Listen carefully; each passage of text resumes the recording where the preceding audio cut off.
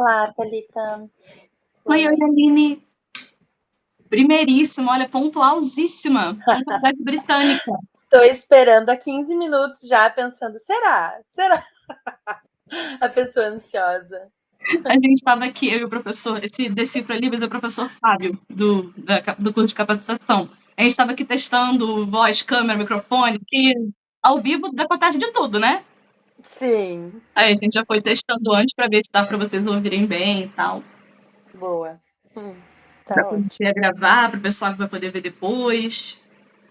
Que mesmo sendo de noite, o horário das pessoas varia muito, né? Sim, sim, exato. E os imprevistos acontecem.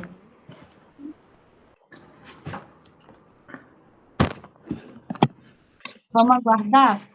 No máximo até 8h15, por aí, dá tempo de todo mundo se situar, chegar, orientar. Tô só pelo celular.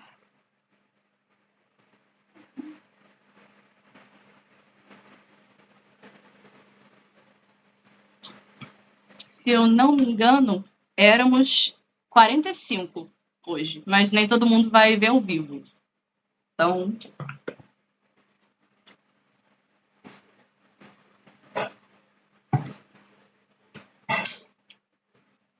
boa noite, Paula.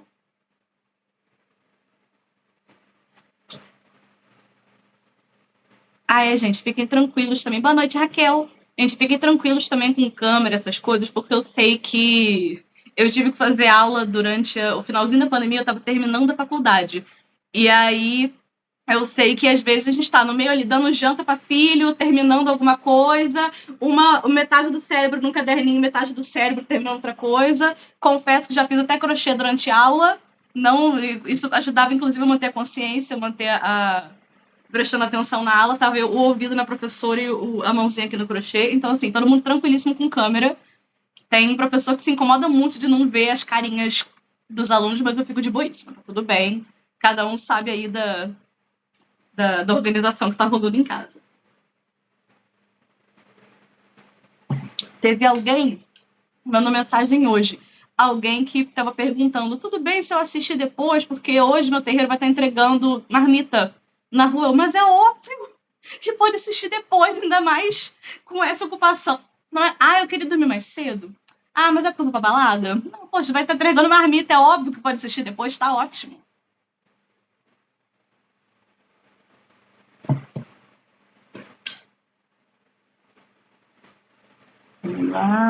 Já estamos sendo gravados, ok? Sorriam aí atrás das câmerazinhas, vocês estão sendo filmados pro pessoal que vai poder assistir depois.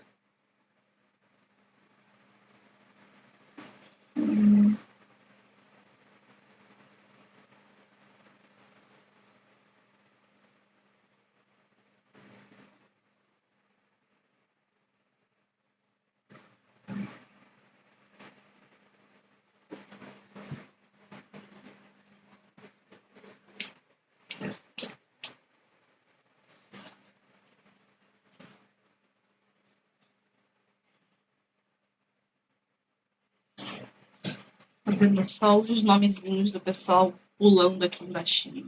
O pessoal chegando.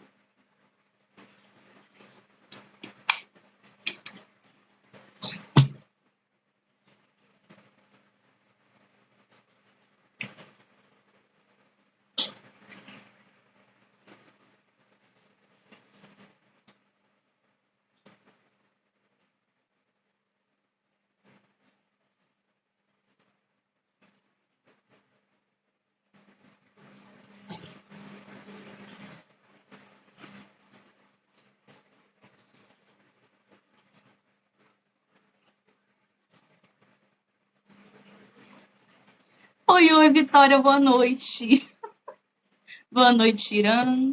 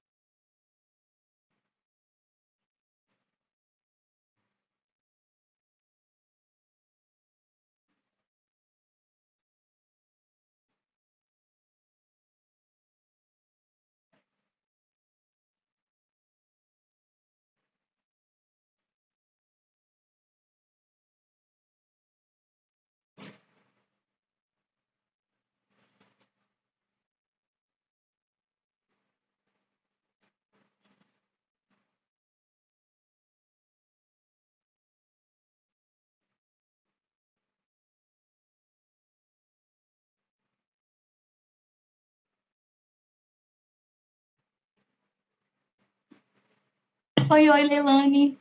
Oi, tudo bem? Tô vendo sua carinha aqui também. Prazer. Prazer. Gente, pro pessoal que tá chegando, a gente tá aguardando até 8h15 pro pessoal chegar e a gente começa, viu?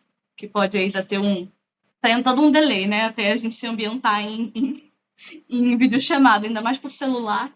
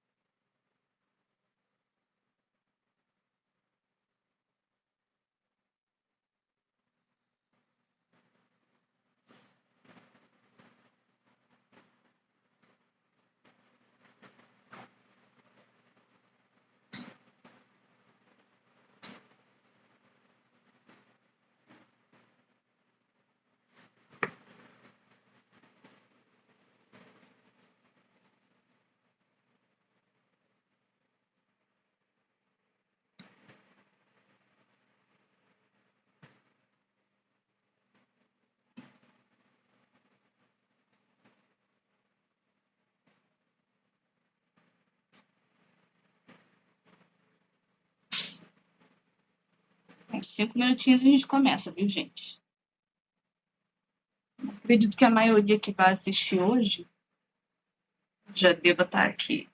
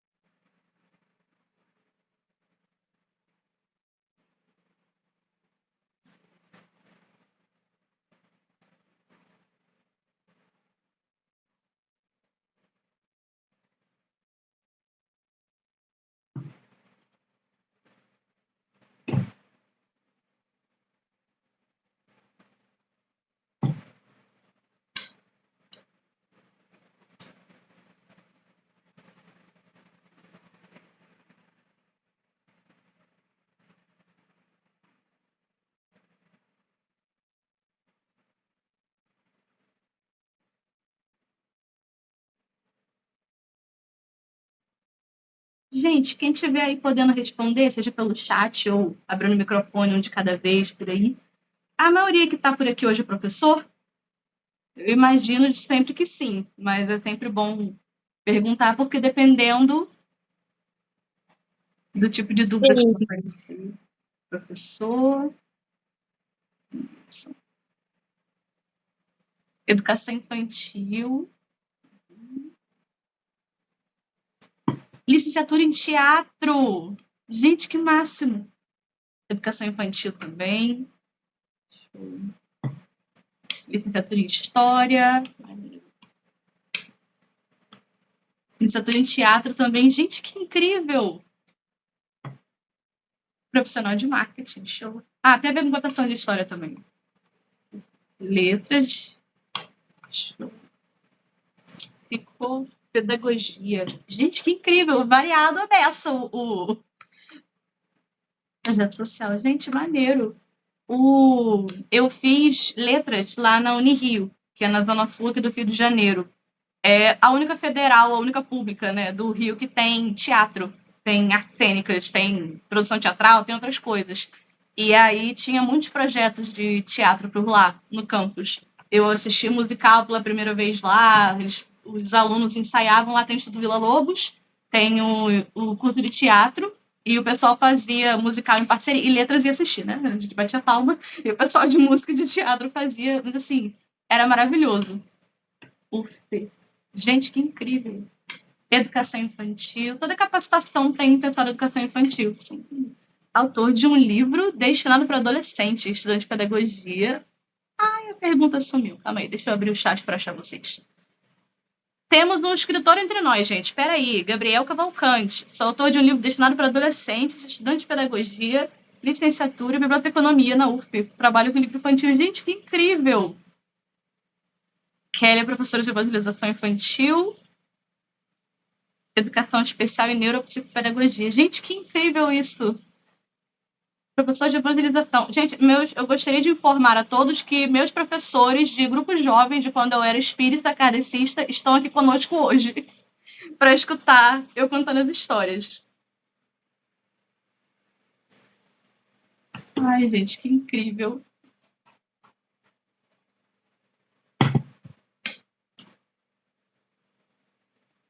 Vamos lá. 8h14. Vamos começando, gente? Coordenadora. Ai, gente, as histórias de vocês são muito bonitinhas. Espera aí, deixa eu voltar aqui pro chat. Coordenadora de um projeto. Ah, sumiu a.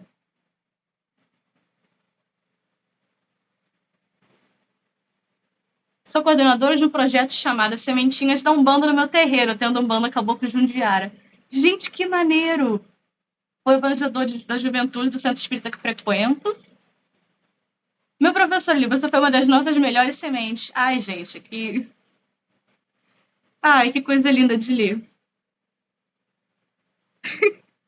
Sementinha, gente, que lindo. Eu já fui a alguns terreiros que tem, tipo um grupo jovem de evangelização, não usam esse nome é mais comum em centro espírita de mesa, né, kardecista, que colocam, que tem aulas, né, tem o grupo de estudos infantil, cada um dá um nome diferente, mas eu já fui a alguns especificamente para contar as histórias, e aí eles pediram para antes eu mandar que histórias eles iam contar, e eles montaram atividades para as crianças de acordo com as atividades. É muito parecido com a proposta hoje, porque para a proposta hoje, eu pensei nisso, nem não uso evangelizador geralmente em centro de Umbanda, né? Mas para quem dá aula, né, no equivalente à salinha das crianças, e igreja tem a salinha das crianças, que eu tô ligada.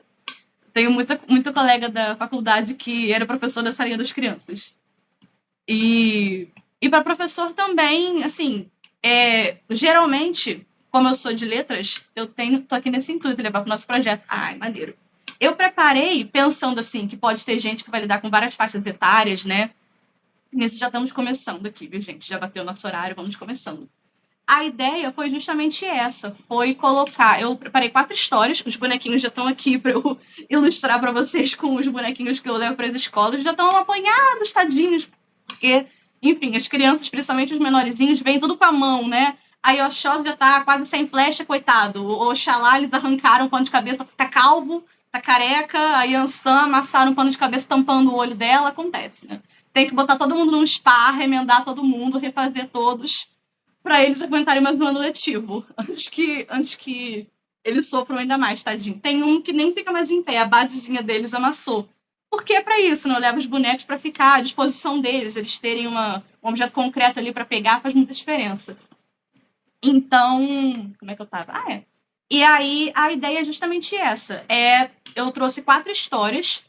Todas elas, aliás, 2 delas, depende. 2 delas têm um teor que, para algumas faixas etárias, vai ser muito pesado.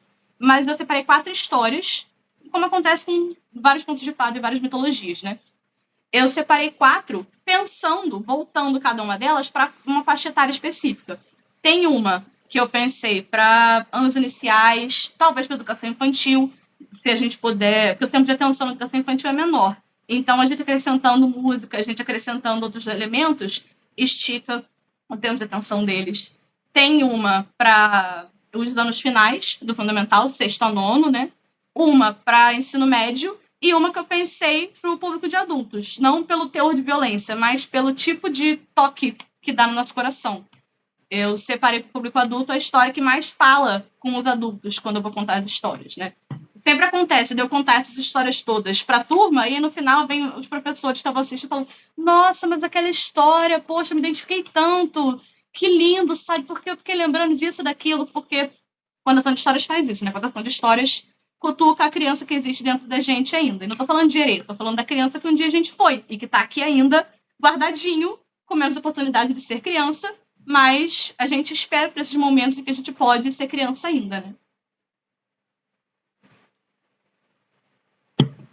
E aí, para cada uma dessas 4 histórias, Oxóssi, Ogum, aliás, Oxóssi, Oxum, Ogum e Ansan, eu preparei uma atividade, né? Organizei, pensei uma atividade que possa ser adaptada para essa faixa etária, mas é óbvio que quem lida com criança, quem dá aula, quem está à frente de grupo de estudos das crianças e tal, a gente pensa em atividade, a gente olha por essas atividades caem no nosso colo, né? A gente lê um texto, aparece uma atividade, eu sou assim com língua portuguesa, eu leio um texto, minha cabeça fica formulando questão de interpretação, e isso deve acontecer com professores de outras matérias, o equivalente a cada uma, né? Então, eu organizei uma pensando em uma atividade para cada história na sua idade correspondente. Então, vamos ver aqui. Eu separei também aqui algumas leiturazinhas. Aliás, deixa eu começar com os livros, com as leituras, para poder... alguns que eu trouxe são infantis, outros não são, tá? Eu vou avisar quais são. Esse livro aqui, esse e mais alguns que estão aqui, eu recebi da editora Aruanda, que, coincidentemente, eu nem sabia, eles são do meu bairro, dele do Governador, eu nunca ia imaginar isso na vida, porque quem é daí nunca imagina que nada vai ser na do Governador, porque é um bairro muito separado do resto do Rio de Janeiro. Esse livro aqui, chama Exu, é do Tarcísio Ferreira, da editora Aruanda. Gente, mas esse livro é de uma sensibilidade, é de uma coisa tão linda. Aí, tem mais insulanos online, eles podem confirmar que a gente nunca imagina que nada tá na ilha. Tá vendo? Esse livro aqui é do Tarcísio Ferreira. Eu sigo ele no Instagram, não me lembro a arroba dele agora, mas procurando, eu vou mandar escritinho para vocês, junto com a gravação, junto com a apostila que vocês vão receber. Lembrando, vocês vão receber uma apostila, tá? Eu já preparei tudo prontinha, junto com o link da gravação, porque todo mundo vai receber o link da gravação para sempre, assim, é de vocês. Eu vou, terminando aqui a aula, eu vou fechar, quando terminar aqui a gravação, vai demorar um tempinho para a gravação, que vão ser umas 2 horas de gravação, e aí vou fazer upload para o YouTube, como não listado, vai ser fechadinho, né? Para o público em geral não poder assistir, vocês vão receber o link. Então é para vocês para sempre. Pode baixar, pode passar em aula para os alunos, pode consultar, porque história é uma coisa que a gente esquece também, né? E além disso, para vocês poderem consultar e tal, além disso vai também a apostila, um PDF que eu preparei. Tem ali um resumo de cada uma das histórias para facilitar para a gente lembrar, né? E a atividade. Tanto as atividades propostas para os alunos, quanto a atividade que vocês vão fazer, caso vocês queiram a certificação de 40 horas. Show? Que tem ligação com as atividades que estão para os alunos. E aí, voltando para os livrinhos. Esse livro aqui conta a história de Exu e de Oxalá. E eu achei muito legal. Esse é totalmente um público infantil e ele é todo em rimas. E as ilustrações são uma coisa tão linda. O traço do Tarcísio é uma coisa tão bonita. Tem um outro livro dele aqui. Nossa, mas eu fiquei apaixonada. Eu não conheci o trabalho dele. E, assim, o meu único arrependimento é não ter ido procurar antes. Aqui, essa ilustração que é Oxalá criando as pessoas de barro. E Exu, nesse livro, ele é tipo um garotinho. Vê que o tamanhozinho dele do lado de Oxalá é uma coisinha petitinha. Esse aqui é Oxalá criando os seres humanos. E Exu é esse menininho petitico aqui olhando da janela. Ele coloca como um garotinho mesmo, que as crianças vão se identificar, né? E ele vai até a oficina, onde o Oxá, ele gosta de mercado e tal, são características do próprio Oxá. É todo contado em rimas, é uma coisa mais linda que a outra. Todas as páginas dá vontade de ficar horas em cada página olhando, assim. E Exu é um garotinho e vai conhecer a oficina, uma oficina, né? Onde Oxalá tá montando os seres humanos. E ali, com isso, Exu vai aprendendo várias coisas e tal. E no final, o Exu ganha o poder sobre as encruzilhadas. É um Itan que existe de verdade. E só que é adaptado para a idade das crianças que vão estar lendo. Aliás, crianças de todas as idades. Eu aqui, criança de 27, emocionadíssima lendo, né? Porque... E eu achei lindo demais, especificamente com esse orixá. Porque, enfim, o orixá mais estigmatizado de todos, de forma negativa, é Exu. Então, ver justamente, se não me engano, foi o primeiro livro infantil que ele fez focado nisso. E então ver alguém que teve a sensibilidade e o cuidado todo para trazer especificamente esse orixá no livro infantil, eu achei assim de uma riqueza maravilhosa. Um outro dele também, inclusive até a capa é semelhante, é o mesmo estilo, se eu não me engano ele está trabalhando em vários outros. Essa aqui é de Ansan, não é a mesma história que eu vou contar aqui hoje dela, é um outro Itan, uma outra história também de Ansan. Essa aqui, se eu não me engano, não é em rimas. Ele tem uma dinâmica, não é em verso, ele tem uma dinâmica como se fosse uma história em quadrinho. Algumas dos painéis, né, de 2 páginas, assim, eles são inteiros e alguns têm uma divisão como se fossem quadrinhos mesmo. E as falas estão em balãozinho, a narração está em quadrinhos. Então, de repente... E ele aborda o luto. É um Itan, o Itan de como Oiá criou o ritual fúnebre, o ritual de luto, né? E de celebração da vida, do encerramento da vida das pessoas. E Oiá é filha adotiva de uma outra divindade, e quando essa divindade... Porque não, lembrando, a gente vai comentar aqui também nas histórias, mas os orixás, não Inquice, Vodun nem nada, são de outras nações de Candomblé. Mas os orixás, os povos Yorubá e a nação de Queto, que é a nação que eu iniciei, acreditam que os orixás foram seres humanos que viveram na Terra e divinizaram depois de morrer. Então tiveram vida terrena, foram criados, cresceram, casaram, tiveram filhos e depois faleceram, né? E se tornaram orixás depois, por algum feito memorável. Então, nessa história, Yansan é criada desde pequenininha por uma outra divindade, tem ela bem petitinha aqui, coloca ela como uma menina muito encrenqueira, fica arrumando briga com os meninos que moram em volta. Aí tem uma hora que esse pai dela que criou ela, que as outras crianças, ó mole, falando, briga, briga, briga. Vocês sempre estão torcendo, né? Se tem briga acontecendo, tem gente torcendo. Quem tem sala de aula sabe, complicadíssimo. E aí, depois que ela cresce, né, se torna uma mulher, quando ela já é adulta, ela perde essa figura, que criou essa figura paterna que ela tinha a vida toda. E aí, depois que ele falece, ela organiza uma cerimônia para celebrar que ele foi em vida. Então, tem elementos, assim, todo o ritual do Axexê, o ritual fúnebre, né, o cortejo e tal, de quando uma pessoa não está mais entre os vivos, ó. Tem a cena em que ela dança, de roupa branca e tal. E tudo isso é parte dos ritos fúnebres do candomblé. E também eu achei de uma sensibilidade muito maneira trazer isso para um livro infantil. Porque não é um livro mórbido, é um livro emocionante. E é um livro também que vai falar com crianças de todas as idades, inclusive as crianças de até 200 anos. Todas as crianças de todas as idades. E o terceiro e último livro que eu trouxe... Aliás, terceiro livro, mas não último. Esse aqui, Omo-Oba, ele é muito conhecido. Acredito que alguns já tenham visto por aí. Ela é da Kilson de Oliveira. Chama Omo-Oba. Ele tem um monte de histórias. Assim, não é exatamente em cada página, mas tem várias histórias. Ele coloca histórias de príncipes e tem várias histórias de vários orixás homens, tem histórias de princesas e tem várias histórias de vários orixás mulheres. Inclusive várias histórias que não são muito conhecidas. É muito... Deixa eu olhar aqui no índice. São várias... Esse tem menos ilustrações, mas tem pelo menos, ó... Aqui é a história de Ansan que a gente vai ver hoje. Tem a ilustração aqui do búfalo e tudo. Olha, esse aqui é muito precioso aqui, o Shun. As ilustrações são muito bonitas. E esse, de repente, pega alunos um pouco mais velhos. Porque, enfim, eles têm uma cisma de não sou mais criancinha, não sou mais criancinha, faz 11 anos eles não querem mais ser criancinha. Eles querem um livro maior, eles não querem ser tratados igual criança, eles não querem mais escutar história, mas se a gente souber fisgar, eles param para ouvir. E o último é um livro que não é infantil, mas é o que eu mais consulto. Esse aqui, Mitologia dos Orixás, do Reginaldo Prandi. O Reginaldo Prandi, ele fez um trabalho de coleta e de organização, de reunir, né, uma antologia de vários contos que já estavam publicados em outros livros mais antigos e alguns que ele mesmo coletou. Ele é sociólogo, se eu não me engano. E aí é um tijolo, esse livro é enorme e são várias histórias, assim, tem centenas de histórias. Ele tem algumas fotos também, antigas, tem algumas fotos de casas e tal.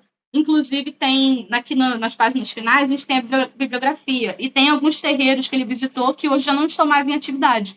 Ou estão, assim, já muito menos ativos que foram um dia, né?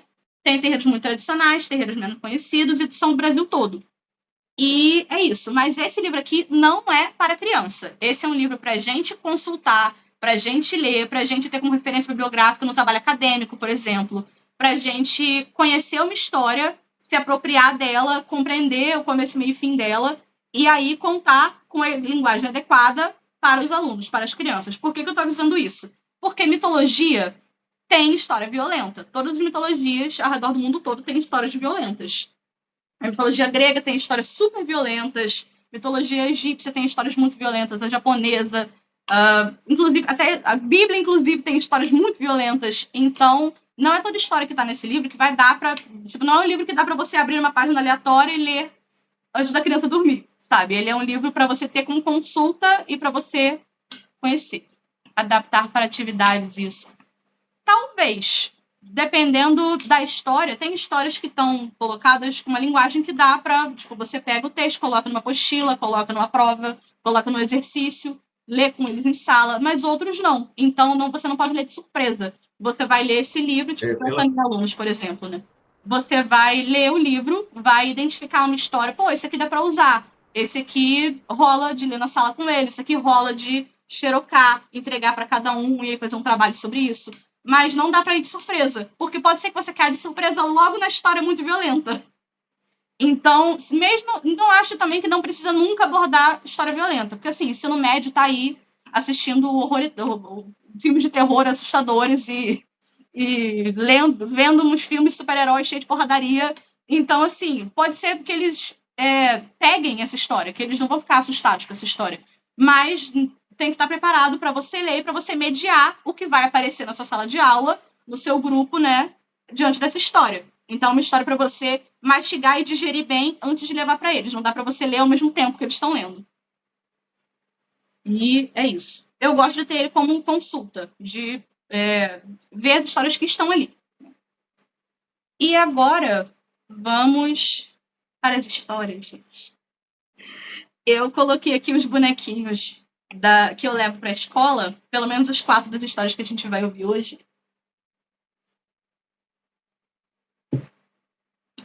E essa primeira história é uma história, inclusive, que tem muito a ver com o mês que a gente está, porque dia 20 de janeiro é dia de São Sebastião, que aqui no Rio de Janeiro é sincretizado com Oxóssi. Então, provavelmente, assim como o meu terreiro, nesse próximo fim de semana, ou talvez no último, vários terreiros aqui no Rio de Janeiro estarão fazendo as festas de Oxóssi, que é este rapazinho aqui, que, como eu avisei para vocês, apanhou muito na mão de várias crianças muito curiosas que viram ele com a mãozinha, e aí o pobre do arco e flecha do coitado já foi com Deus. Não tem... Ele tinha um arco e flecha aqui nessa mãozinha, não tem mais. Eu fiz ele com aljava aqui atrás para guardar as flechinhas e tal. Pois bem, vocês vão receber essa história, então não se preocupem em anotar itens dessa história agora, em anotar tópicos, larga o caderninho, preste atenção, olha para dentro de vocês, para a criança que vocês um dia foram, para a criança que vocês ainda são aí dentro, e vamos ouvir as histórias, beleza? Vocês vão ter oportunidade depois de lembrar, eu tô sempre ali no WhatsApp, a gente não precisa necessariamente desmanchar esse grupo, a gente pode estar ali mandando dúvidas depois, vocês vão ter ainda 7 dias para digerir essas histórias através das atividades para certificação, vocês vão receber esse link aqui dessa gravação, então vocês vão poder consultar depois, na apostila tem um resumo da história para vocês lembrarem, e no meu perfil também tem eu contando essa história várias vezes. Então, esquece caderno, esse é o momento da gente lembrar da criança que a gente foi um dia e escutar nossas histórias, beleza? Pois bem, há bastante tempo atrás, não tinha ali um iFood pra gente pedir uma comida quando a gente tá com fome, não tinha um Mundial, um Extra, um Zona Sul pra gente ir fazer compra. Tudo que a gente ia comer, a gente precisava plantar, ou caçar, ou criar. Então, quando ia acontecer a colheita, era um acontecimento memorável, era uma coisa maravilhosa. Porque naquele momento específico, a gente ia precisar, a gente já estava comemorando. Porque, imagina, se você gostasse muito de uma fruta, o único momento do ano que você ia comer aquela fruta que você ama é na época da colheita. Porque não tinha geladeira para manter essa fruta guardada, não tinha freezer para manter essa fruta congelada, não tinha estufas nem nada que pudesse preparar essa fruta em outras épocas do ano. Então, todos os anos, o rei Oxaguian fazia uma grande festa para comemorar a época da colheita da sua comida preferida, o inhame. A comida preferida de Oxaguian era o purê do inhame, bem amassadinho, bem empilado. Ele, inclusive, tinha esse apelido, Oxaguian, porque na língua que ele falava, a língua ali do povo dele, dos Yorubás, significava aquele que come inhame pilado, porque o Oxaguian tinha inventado o pilão para poder facilitar o preparo do inhame. Era a comida preferida dele. E como ele era o rei, ele mandava em todo mundo, ele decretou que todos os anos, na época da colheita do inhame, ia ser feita uma grande festa para comemorar que finalmente o rei ia comer a comida preferida dele. Assim, se eu só pudesse comer sushi uma vez por ano, bem próximo da realidade, que o sushi, infelizmente, está muito caro, eu também faria uma festa gigantesca se tivesse uma época do sushi, sinceramente. Então,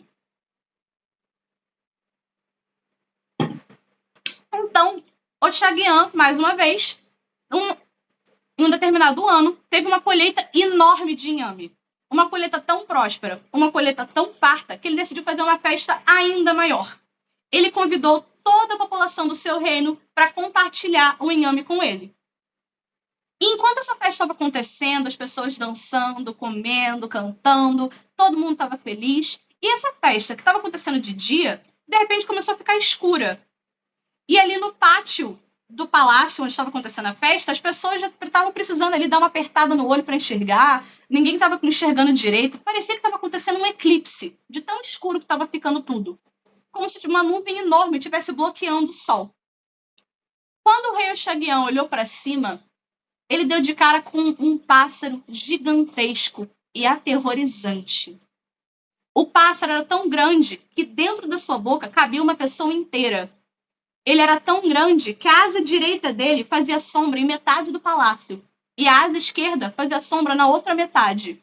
Aquele pássaro gigantesco estava bloqueando o sol e ameaçando as pessoas que estavam presentes na festa. Todo mundo correu desesperadamente para dentro do palácio para se proteger. E o rei aí ficou pensando, bom, o pássaro está lá em cima e a gente está aqui embaixo. Não inventaram arma de fogo ainda para caça esportiva, então não vai ter como abater o pássaro daqui com uma arma de tiro. Não dá pra gente chamar as pessoas que lutam com espadas, tipo Ogum, e tentar arremessar a espada no pássaro aqui de baixo. E também não dá pra chamar Xangô, que luta com machados, para tentar arremessar o machado aqui de baixo. Não vai rolar. Então o que o Oxaguian pensou? Eu preciso chamar os arqueiros. Oxaguian enviou 4 mensageiros para os 4 cantos do seu reino, cada um com a missão de trazer o melhor arqueiro do reino. E os 4 mensageiros foram, e cada um deles retornou com, supostamente, o melhor arqueiro do reino. O primeiro arqueiro que chegou, porque cada um veio de um canto, o primeiro deles foi o arqueiro que tinha 10 flechas. Mas também tudo que ele tinha de flecha, ele tinha admitido. Ele era convencido, nariz em pé, arrogante, irritante. Ele parou ali na frente do palácio, metido. Mirou ali a primeira das flechas dele, mirou ali, assim, bem no pescoço do pássaro, pra não ter erro, porque assim, ué. Mirou ali, mirou a primeira flecha dele e errou. Mas tudo bem que ele tinha 9 ainda. Aí ele pegou ali a segunda flecha, mirou ali também, tentou ali o pescoço do pássaro deu azar, tentar mirar, sei lá, no pé pra ver se ele cai. Mirou ali, soltou e errou também. Mas tudo bem que ele ainda tinha 8. E assim foi com cada uma das flechas. E ele errou cada uma das 10. Ele foi escorraçado, porque prometeu tudo, não entregou nada. E o segundo arqueiro foi chamado. O segundo arqueiro tinha 20 flechas. Mas aí, além de ter o dobro de flechas, ele também tinha o dobro da mitidez. O dobro do nariz em pé. Tudo que o outro tinha de irritante, ele tinha de mais irritante ainda. Aí ele, mitidérrimo, assim, também parou na frente do palácio, convencidíssimo que ele era o salvador da pátria, mirou a primeira das 20 flechas dele, mirou ali, ó, no topinho da cabeça do pássaro, pra já pegar aqui logo no coco. Mirou ali a primeira das flechas e errou. Mas aí tudo bem, gente, tudo bem, às vezes é uma questão de miopia, tem ali que não tinha oftalmologista, tinha que ver uma questão, não tinha como fazer óculos. Aí tudo bem, tinha ainda 19 flechas. Tirou ali em segunda, mirou ali na asinha do pássaro. E errou também. Também errou, também não deu certo. Mas ele ainda tinha 18, então tranquilo. E ele foi ali pegando cada uma das suas gigantescas, imensas, muitas, numerosas flechas e errou cada uma das 20 flechas. Eu acho que era de fato miopia, sabe? Complicadíssima. Naquela época eu não ia sobreviver nem um pouco. Imagina eu tendo que caçar pássaro sem enxergar um palmo, gente. Não tem óculos. E aí chegou o terceiro arqueiro, que tinha 40 flechas. E assim como ele tinha muito mais flechas do que os anteriores, ele era muito mais arrogante do que os anteriores. E ele também mirou a primeira das suas 40 flechas, mitidíssimo, irritante, arrogante, ali nariz em pé. Ele mirou a primeira das flechas dele no bucho do pássaro, bem ali, bem no meio do umbigo. Mirou a primeira das 40 flechas, mirou e errou. Aí ele também, tudo bem, tem flecha beça, posso errar várias vezes, eu tenho um monte de flecha. Pegou ali a segunda, e pegou a terceira, pegou a quarta, e usou todas as suas 40 flechas, errando em cada uma delas. O rei já estava desesperado, as pessoas já estavam desesperadas, e o pássaro morrendo de rir da cara de todo mundo, o rei mandou chamar o quarto e último arqueiro. O quarto arqueiro era Oxóssi. E Oxóssi tinha apenas uma flecha. Ele tinha apenas a flecha que estava em seu arco. Mas tudo que os outros tinham admitido, Oxóssi não tinha. Ele era um rapaz muito mais novo. E um rapaz muito menos convencido também. E, além de tudo, ele tinha uma coisa que os outros não tinham. Ele tinha uma mãe muito sábia. Quando o Oxóssi tinha sido chamado pelo mensageiro lá na casa do povoadozinho dele, onde ele estava de boa ali com a mãe, quando o mensageiro do rei chegou, também você não vai desobedecer, né? Você tem juízo, você não vai desobedecer o chamado do rei. A mãe dele se virou para ele e avisou: meu filho, eu sei por que chegou um pássaro gigante. Ele foi enviado pelas senhoras, pelas Yami, pelas antigas mães, que estão furiosas porque o reino todo foi convidado para o banquete e elas não. Logo elas, que são mais antigas que o próprio rei. Para você vencer esse pássaro, você ofereça sua única flecha como um presente para o pássaro. Porque um presente a gente aceita de bom grado. E assim Oxóssi fez, porque ele tem juízo e ele obedecia à mãe dele, assim como todos os nossos alunos sempre obedecem a gente, e as mães deles também, todos, sem exceção nenhuma, todos eles. Então Oxóssi obedeceu. E ali na frente do pássaro, na frente do palácio, ele tirou sua única flechinha da aljava, colocou no arco e mirou no meio do peito do pássaro. E logo antes de soltar a flecha dele, ele falou bem baixinho: que o peito do pássaro aceite meu presente. A única flecha de Oxóssi acertou em cheio no peito do pássaro. É aquele pássaro gigantesco e tão aterrorizante despencou do céu e fez um barulho estrondoso quando bateu no chão. Pessoas a quilômetros de distância sentiram como se fosse um terremoto. Oxóssi, como recompensa, ganhou metade do reino, em agradecimento de Oxaguian. E as pessoas foram perguntar pro Oxóssi, mas meu anjo, vem cá, vamos estabelecer aqui uma coisa, vamos tirar uma dúvida. Chamaram o homem lá que tinha 10 flechas, chamaram o outro lá, o desquerido, que tinha 20, chamaram lá o chatão que tinha 40, ninguém acertou flecha nenhuma. Tu acertou com uma flecha? Como é que você fez isso? E Oxóssi respondeu que para quem sabe para onde mira, basta uma única flecha. Para quem não sabe, não adianta ter 40. Gente, essa história, quando a gente conta em, sei lá, desde anos iniciais, desde educação infantil, até adultos. Minha mãe, essa história preferida da minha mãe, que nem é macumbeira, nem não conhece os orixás nem nada, ela, toda vez que ela vai me acompanhar alguma contação, teatro, alguma coisa, quando eu não conto essa história, ela fica pessoalmente ofendida comigo. Você não contou a história lá do caçador! Tem que contar aquela história do pássaro, uma maneira! Porque essa história é muito cativante. Assim, tem termos técnicos para ela ser tão legal também, né? As repetições que ela tem. São 3 caçadores, depois o Oxóssi. Os outros têm várias flechas e logo ele é muito interessante para as crianças pequenas, para todas as crianças até 200 anos, né? Mas para as crianças pequenas, chama muita atenção esse pássaro gigante. Quando eu falo, é muito engraçado. Nossa, eu não filmo as crianças, óbvio, nas escolas, mas quando eu filmo, quando eu conto a história, tô de frente para elas e falo, imagina um pássaro maior do que essa escola. Aí elas fazem assim, porque a maior coisa que elas conhecem é a escola. A escola é enorme, a escola tem um monte de salas, a escola tem uma quadra, a escola tem um parquinho. Como imagina um pássaro maior que a escola, deve ser enorme. Quando a gente dá essa referência para elas, aí sim elas entendem o tamanho do pássaro. Então, essa história vai estar na apostila, vocês vão recebê-la, mas eu vou comentar a atividade que eu pensei, a atividade que eu já apliquei, inclusive para crianças de anos iniciais. Não era educação infantil, mas eram anos iniciais. Eles tinham, se eu não me engano, foi em uma ONG esse dia, foi uma oficina que eu dei numa ONG. Eles tinham entre 7 e 10 anos de idade.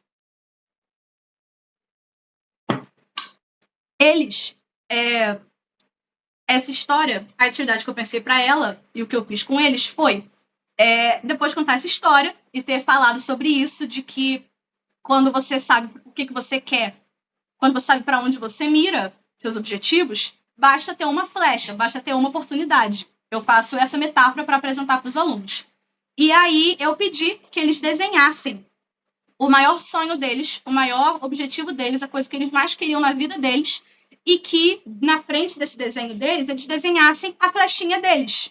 Essa única flechinha que eles teriam, que talvez fosse uma única flecha, mas que tivesse apontada ali para o sonho deles, e que eles tivessem a determinação de Oxóssi e a sabedoria dele de saber para onde mirar, de saber aproveitar essa oportunidade. Eu me emociono contando essa atividade, porque, enfim, quando eu apliquei essa atividade, era uma ONG, minha comunidade muito complicada, muito prejudicada aqui no Rio, e eu recebi, eu tenho essas fotos guardadas.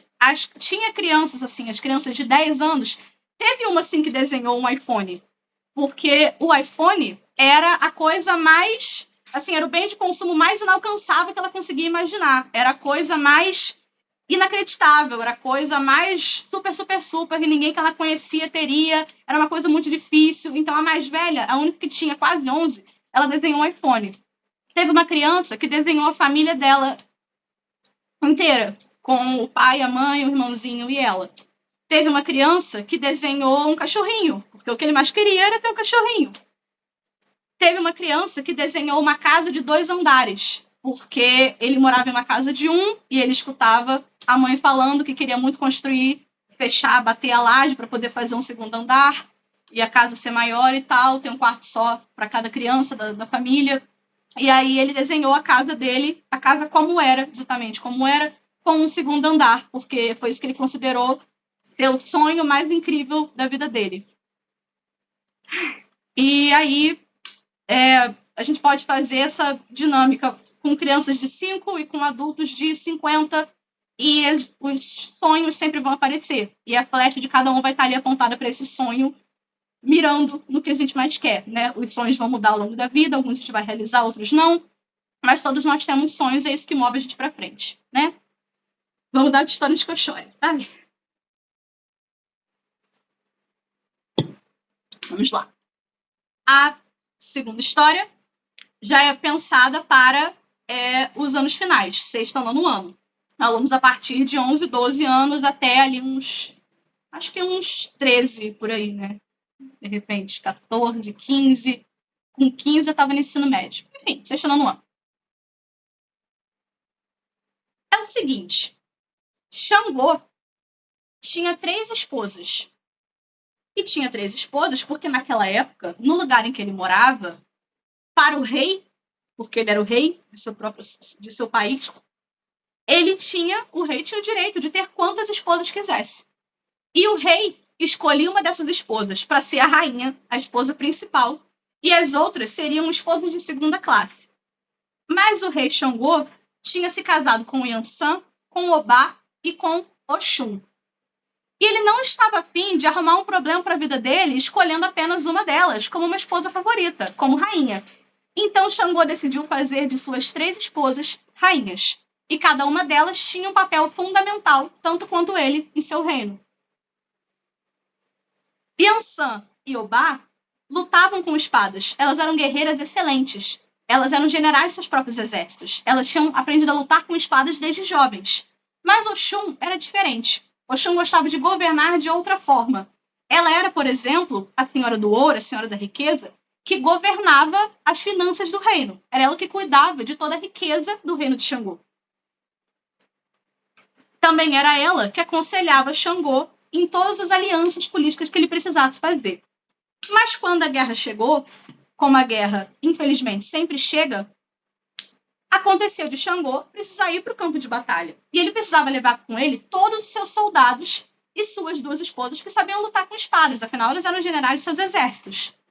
Então Xangô se reuniu com suas 3 rainhas e eles avisaram a Oxum. Oxum, você não sabe lutar com armas. É melhor você sair do palácio para você se proteger em outro lugar. Porque se você ficar sozinha aqui e a gente for embora com todos os soldados e todas as armas, você vai ficar exposta, vai ficar vulnerável. Você não vai ter uma forma de se proteger, de se defender. Mas Oxum, além de muito sábia, além de muito esperta, além de muito bonita, ela era muito teimosa. Ela achou um absurdo ela precisar sair da casa dela porque tinha um monte de pateta. Meu marido, que o segundo santo é Oxum, está ali da cozinha revoltado olhando pra mim. Que absurdo, teimosa igual. Absurdo. E tudo que ela tinha, disso tudo, todas as qualidades que ela tinha, uma questão que ela tinha era teimosia. Porque ela achou um absurdo, uma palhaçada, ela ter que sair do palácio dela, abandonar o governo inteiro, fugir que nem uma tonta, porque tinha meia dúzia de pateta querendo invadir o palácio. Gente, não tem cabimento isso. Se você tivesse que sair da sua casa porque tem um tonto querendo entrar, você não ia ficar revoltado também? Eu entendo o Oxum, gente. Eu não vou julgar, não. Tá maluco? Então, eles perceberam que ninguém ia conseguir fazer o Oxum mudar de ideia. Então, no dia seguinte, Xangô, Yansan, Obá e todos os soldados do reino partiram para a guerra. No palácio ficou somente Oxum com as suas criadas, que cantavam para ela, cozinhavam para ela, cuidavam dos seus cabelos e faziam suas tranças, cuidavam de suas roupas, cuidavam de suas joias e a faziam companhia. E o tempo foi passando. Nenhuma delas sabia lutar. Não tinha sobrado arma nenhuma no palácio. Mas ninguém até ali se sentiu em perigo. Até que um dia, uma das criadas de Oxum chegou desesperada aos aposentos da rainha para avisar que um exército gigantesco se aproximava do palácio. As criadas de Oxum ficaram desesperadas, se descabelando, e correndo para um lado, e correndo para o outro. O que a gente vai fazer? Ninguém aqui sabe lutar, a gente vai morrer! Mas Oxum não se abalou mas nem um pouquinho. Oxum juntou todo mundo assim, gente, mas também você se desespera com cada coisinha à toa. Ai, tem um exército chegando, ai, nossa, um monte de soldado, um monte de espada. Ai, gente, que isso? Vamos fazer o seguinte, calma, relaxa, respira. Todo mundo aqui, vamos, relaxa, respira, vamos meditar. Vamos preparar um banquete em oferecimento de paz. A gente vai preparar um banquete, vamos abater os melhores animais para isso, abrir as melhores bebidas, preparar os melhores pratos. Vamos servir a mesa, preparar uma grande mesa de banquete. Quando eles chegarem e verem mulheres desarmadas, sozinhas, e um banquete em oferecimento de amizade, em oferecimento de paz, eles vão entender que a gente se rendeu em paz. Ninguém aqui vai ser machucada. Não tem necessidade desse auê. E assim as criadas de Oxum fizeram, e prepararam um banquete exatamente da forma que ela determinou. No dia seguinte, Xangô voltou da batalha, com Yansan, com Obá e com todos os seus soldados. E eles encontraram Oxum sentada à cabeceira da mesa, vestindo sua roupa amarela e dourada mais linda, com seu turbante mais belo, com suas joias de ouro mais brilhantes. E todo o exército inimigo estava sentado à mesa junto com ela, morto. Vou deixar aí assentar na cabeça de vocês assim.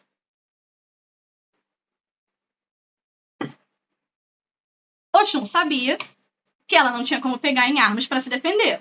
As criadas dela, muito menos. Ela também sabia que Xangô precisava ir para o campo de batalha e precisava de cada soldado, porque também ia ter alguém para enfrentar no campo de batalha. Então ela deu um jeito de se proteger suas criadas, manter o palácio sob a posse do próprio reino e, de quebra, eliminou o exército inteiro.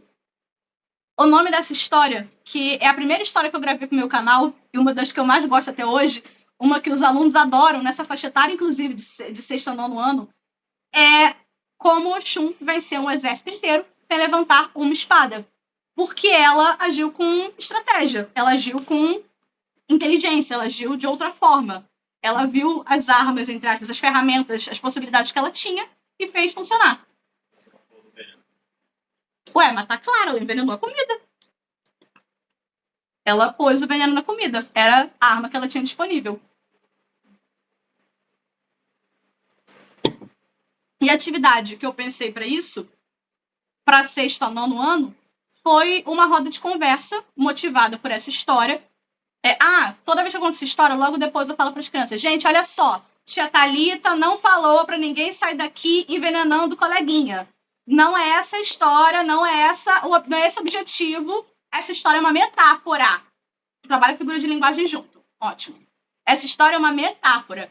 E aí, para enriquecer esse debate motivado por essa história, uma atividade, um exemplo que eu pensei foi o mediador, né, ou o educador, ou o professor, whatever, ele vai preparar em casa diversas situações de problema. Você pode colocar num cartãozinho, num papelzinho dobrado, num cartão, e colocar tudo, várias situações de problema em família, entre colegas, na escola. É legal colocar entre a escola, ou no grupo aqui da nossa oficina, ou na minha família, não sei o quê, uma situação, um problema, alguma treta aí, porque família e escola, geralmente, tá no universo deles, eles se relacionam mais fácil. E aí, organizar uma roda de leitura e você pode fazer, sei lá, um jogo de batata quente com eles, eu gosto de fazer assim. E aí, quem perdeu o jogo, pega uma situação e aí lê a história, ou você só sorteia, ou você mesma lê. E a gente, todo o grupo, a gente conversa junto, debate sobre uma situação estratégica para aquele problema. Uma situação que não é agressiva. Nessa história, não dá para dizer que não é violenta, porque acabou com o assassinato de pessoas, né? Um exército inimigo, mas ainda assim, assassinato de pessoas. Envenenamento de uma grande multidão. Então, não dá para dizer que é sem violência, mas ela é uma história sem agressividade. E ela é um ponto fora da curva, isso eu anotei na apostila para vocês terem esse insight também. Ela é um ponto fora da curva nas histórias da mitologia urubá, porque eles eram uma civilização de guerreiros. Então, praticamente todos os orixás tiveram um momento em que eles foram para a guerra com alguém, lutaram com alguém. Tem várias histórias citando guerra, batalha, lutas, território, o rei dali, o rei daqui, inimigos. Então, essa história de Oxum é um ponto fora da curva, porque é justamente uma história que ela resolveu sem agressividade. Para os padrões da época dela, desse momento, é uma história sem violência. Ela resolveu a situação, ela deu cabo desse exército inimigo sem espada, sem sanguinolência. É um ponto fora da curva porque ela não é uma guerreira, ainda assim ela venceu uma guerra. E por isso eu pensei nessa ideia de resolver situações com estratégia, sem agressividade, com o mínimo possível de violência, ou sem a violência. Às vezes uma gritaria sai, né? Violência verbal também entra como violência. Às vezes uma gritaria rola. E, infelizmente, isso às vezes acontece. Mas pensar em resoluções. E é legal também pensar em questões que já apareceram na sala de aula. Os alunos brigam entre si por que motivo? Que tipo de bullying está acontecendo na escola? Que questões levantam, são questões ali entre os alunos? Que questões viram motivo de embate? na sala de aula. É uma oportunidade também para mediação de problemas.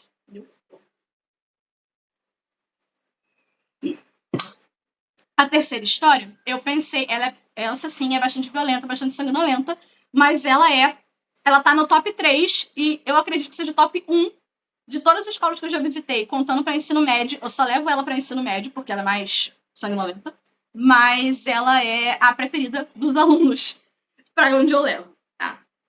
Essa sim realmente não dá para trabalhar com uma faixa etária ali abaixo de 14, por aí. Ogum era o rei da cidade de Ire.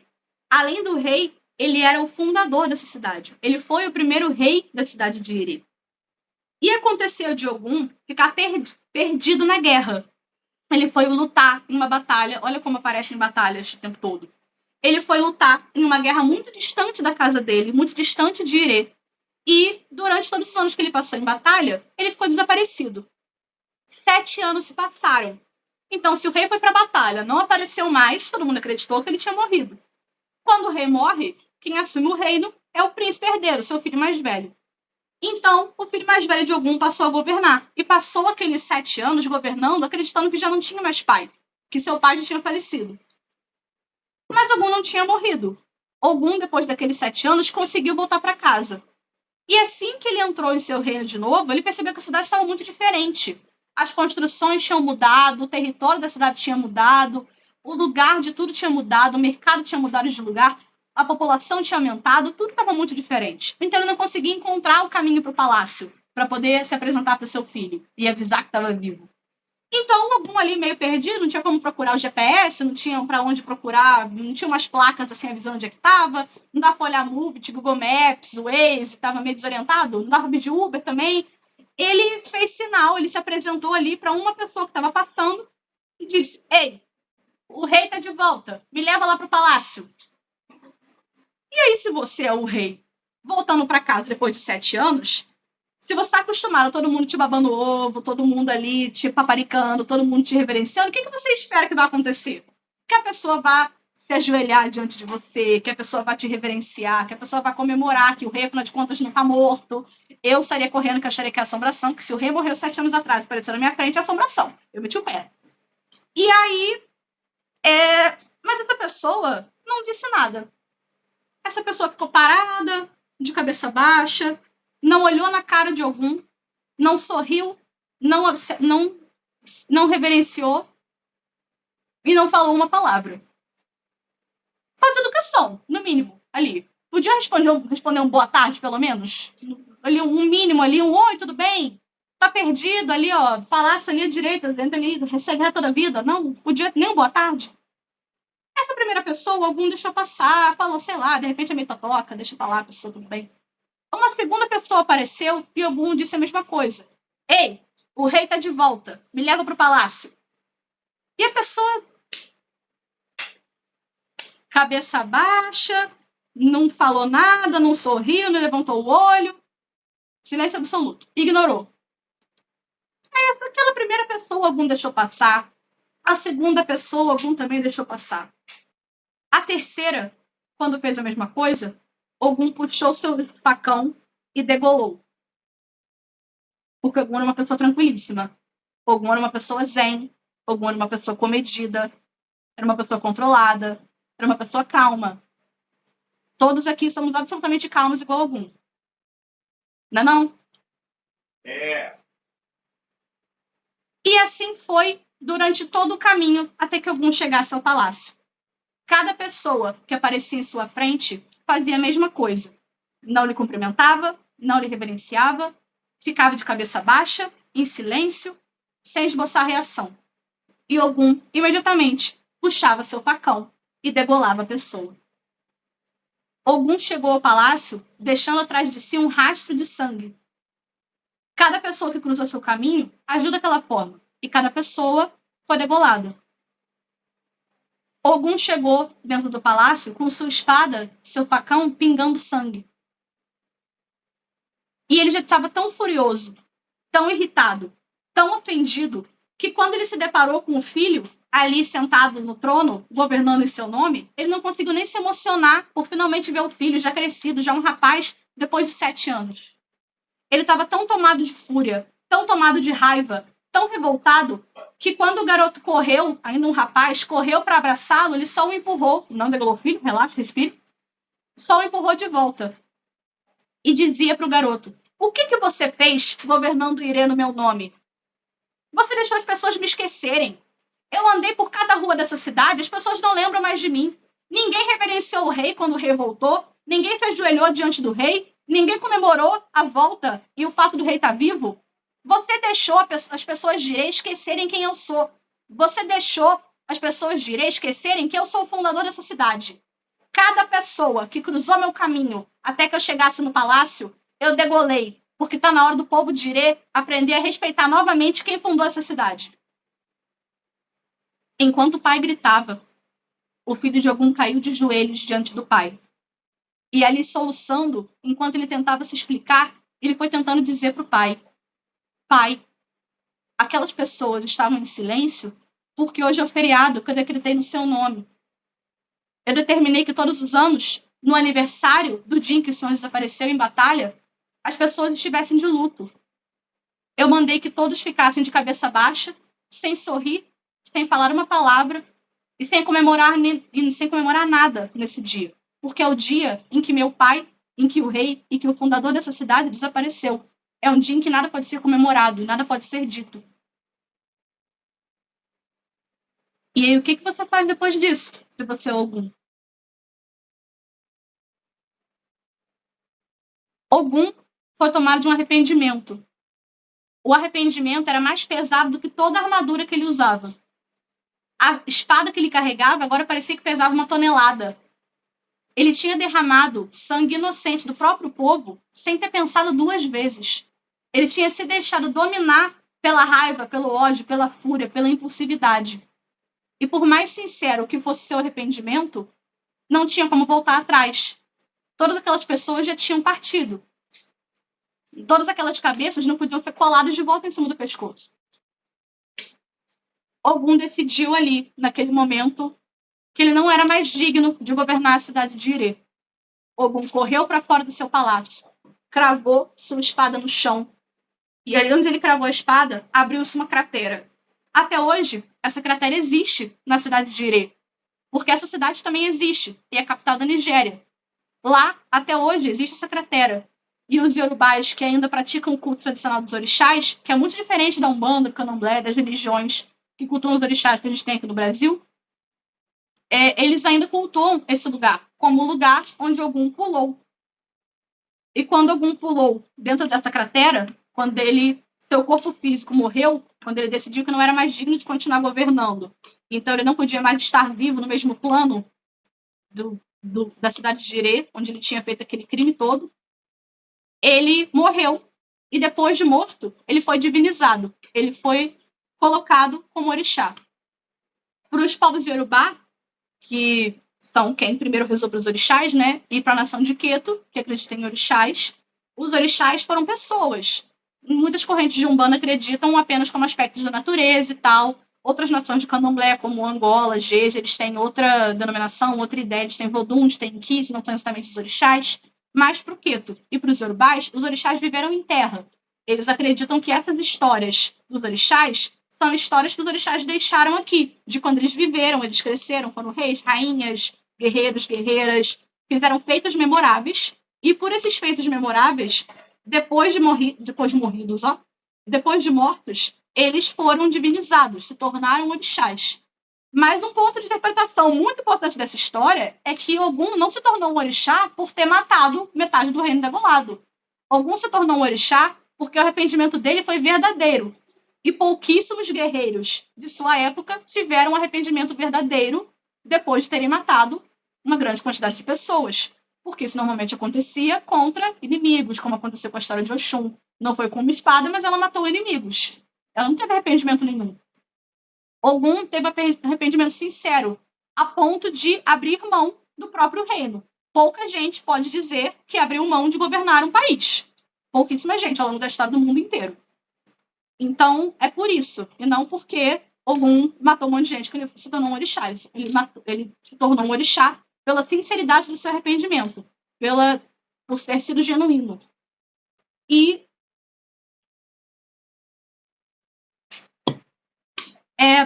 essa questão da impulsividade, de agir sem pensar e de ter que lidar com as consequências, muitas vezes irreversíveis disso, mesmo que você se arrependa, o que você fez já está rolando, eu acho que esse é um dos motivos, além da sanguinolência, porque também acontece, né? É um dos motivos para essa história fazer tanto sucesso nessa faixa etária do ensino médio. A partir do ensino médio, né? Porque rola para todas as idades, depois disso. Porque eu conto essa história e depois eu comento. O erro que vocês cometeram, mesmo que vocês se arrependam depois, o que vocês fizeram já está acontecendo. Se você espalhou uma foto íntima que uma pessoa te mandou, você pode se arrepender depois, mas essa foto já está rolando no mundo. Essa pessoa já foi exposta. Se você inventou uma fofoca sobre alguém, ou, mesmo que não seja mentira, contou um segredo que alguém te contou confiando em você, você pode se arrepender depois. Mas essa história, essa fofoca, já está rodando o mundo e está aumentando, porque cada vez que conta, aumenta, né? Quando você magoou alguém, intencionalmente ou não, essa pessoa vai estar magoada. Você pode pedir desculpa. Mas essa pessoa provavelmente vai continuar magoada. Ela pode te perdoar, mas o mal que você fez já vai estar acontecendo. E a questão que eu pensei para essa faixa etária, principalmente ensino médio, tudo bem que eu sou de letras, aí eu puxei a brasa um pouco para minha sardinha, e pensei, bom, ensino médio está fazendo dissertação argumentativa. A questão, não exatamente o molde do Enem, que eu não aguento mais aquela redação do Enem. Você pisa no primeiro ano do ensino médio, você só escreve a redação do Enem pro resto da vida. Ninguém merece. Mas uma proposta, por exemplo, eu faria poderia levar essa história como um texto motivador e a proposta de uma redação de uma dissertação argumentativa sobre a questão quantas tragédias, quantos problemas teriam sido evitados se não fosse pela impulsividade. E será que o arrependimento, mesmo que verdadeiro, é o suficiente depois que essa impulsividade já tomou conta de você e você já fez alguma coisa?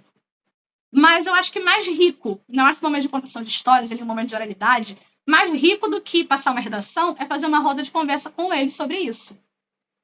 Porque eles vão ter muito a dizer. Eles vão ter histórias ali, cada um com sua realidade, histórias de vários tipos de violência, histórias de vários tipos de impulsividade. E essa questão de foto íntima, segredo, fofoca, quem ficou com quem gosta de quem, enfim, todos esse tipo, tudo que, olha, fofoca e magoar os outros e tal, fofoca principalmente, não para nunca mais, assim, a gente tá lidando com fofoca ali até os 150 anos. Mas no ensino médio tem um pico, porque o social deles todo, o principal, é a escola. Então, é uma forma de trazer isso muito para perto deles. Não é, obviamente, degolar as pessoas, mas é o equivalente ali ao que eles convivem na escola.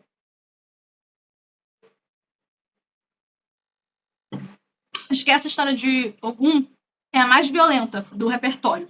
Existe uma de Xangô que também tem violência, também é explícita, também tem sanguinolência, assim, mas essa de Ogum acho que é a mais sanguinolenta de todas as histórias do Panteão Yorubá. E chegamos na nossa última história. Para essa última história, eu vou pedir que vocês não pensem na criança que vocês foram um dia, ou no adolescente que vocês foram um dia. Eu vou pedir que vocês pensem mesmo como quem vocês são hoje. Como as crianças grandes que vocês são hoje. Temos a idade que nós temos hoje, mas nós nunca esquecemos quem nós fomos antes, em outros momentos da nossa vida. Essa história aqui é a de Yansan. Eu faço o bonequinho dela em laranja porque, normalmente, as crianças, principalmente as menores, têm uma referência muito visual e associam as cores, né? E como o Xangô, o bonequinho de Xangô, eu já levo ele de roupa vermelha, eu levo o Yansan de laranja para contrastar, para eles não confundirem um com o outro.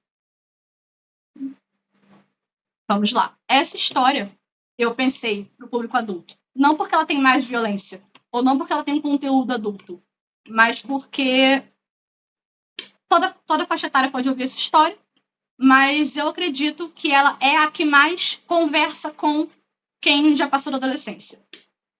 Mesmo com quem acabou de passar da adolescência. Yansan, ela era muito esperta e muito independente desde muito nova. Então ela aproveitou para viver 1 ano com cada um dos outros orixás para aprender o máximo possível com cada um deles. Ela fez ali como se fosse um estágio com cada um deles. Por exemplo, foi com Oxóssi, que a gente acabou de falar, que ela aprendeu a caçar.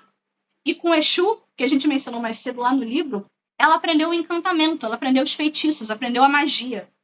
Então, Yansan, depois de ter passado ali por todo aquele estágio com vários outros orixás, ela já sabia se virar sozinha. Ela podia fazer o que ela quisesse, ela não precisava depender de ninguém.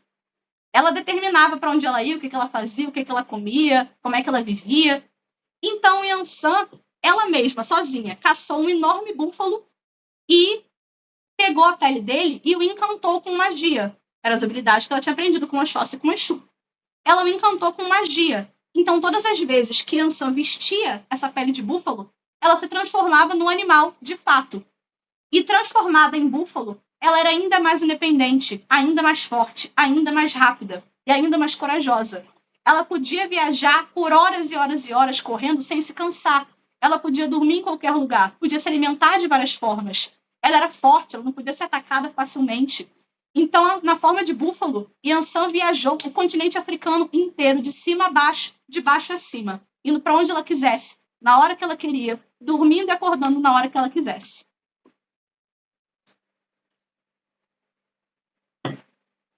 Um dia, Yansan se aproximou, ainda na forma de búfalo, de uma cidade que estava tendo um festival muito bonito e decidiu passear por aquela cidade na forma de mulher. Então, tranquilamente, como ela tinha feito várias outras vezes na vida, ela chegou ali nos arredores da cidade, tirou sua pele de búfalo e a escondeu. A gente não tinha bolsa, não tinha mochila, não tinha pochete, não tinha ali como guardar as coisas. Ela escondeu, muito bem escondida, ali em uns matinhos que ficavam ao redor da cidade. E ali, em sua forma de mulher, foi visitar o mercado, foi conhecer o festival, foi passear um pouquinho, turistar, né? Tirar uma selfie e tal, na cidade que ela estava visitando. Mas o rei daquela cidade, Ogum, estava nos arredores ali, nos limites da cidade, de longe. E ele viu quando um búfalo gigantesco se aproximou da cidade e tirou a própria pele. E de dentro da pele, ele viu sair a mulher mais linda que ele já tinha visto na vida dele. Ogum imediatamente se apaixonou por aquela mulher, por toda a independência que ela tinha, pela força que ela tinha, por tudo que ela era. E decidiu que precisava se casar com ela de qualquer jeito. Assim que Yansan se afastou, Ogum foi até onde ela tinha escondido a pele de búfalo.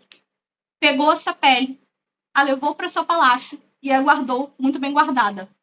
Ele cavou um buraco embaixo de sua cama e escondeu ali dentro a pele de búfalo. Yansan passeou pelo mercado e quando decidiu que era hora de continuar a viagem, ela voltou para onde ela tinha escondido a pele de búfalo e não a encontrou.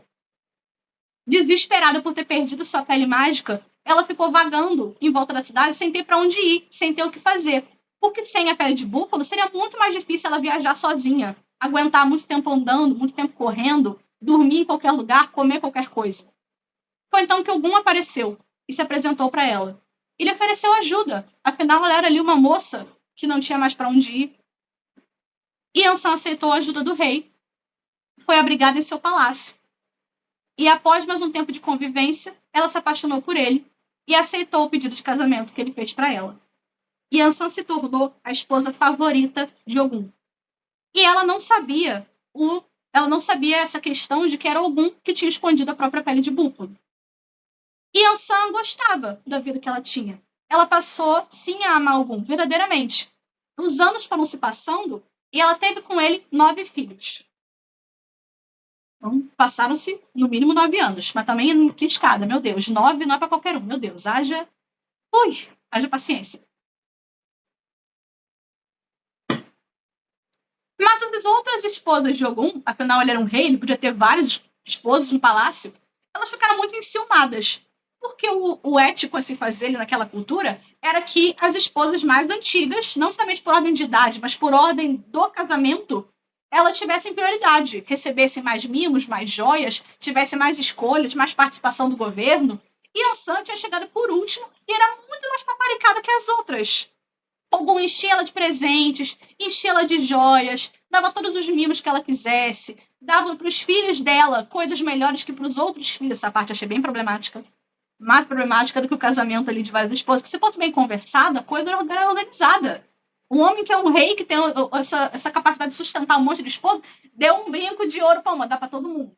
Deu pra todo mundo. Não soube organizar, não soube ele ter diálogo.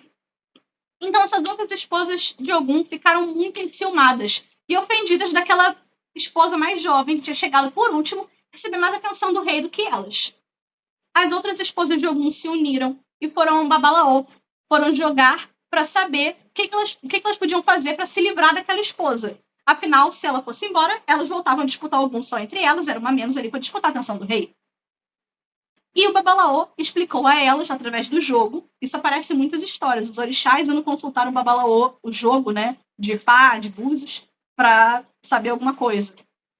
E o jogo revelou que aquela mulher, aquela esposa tão amada de Ogum, ela desejava muito uma coisa que estava escondida embaixo da cama de Ogum, enterrada no chão. E que se ela recuperasse essa coisa, ela iria embora. E as outras esposas ficariam finalmente livres para disputar o rei entre elas.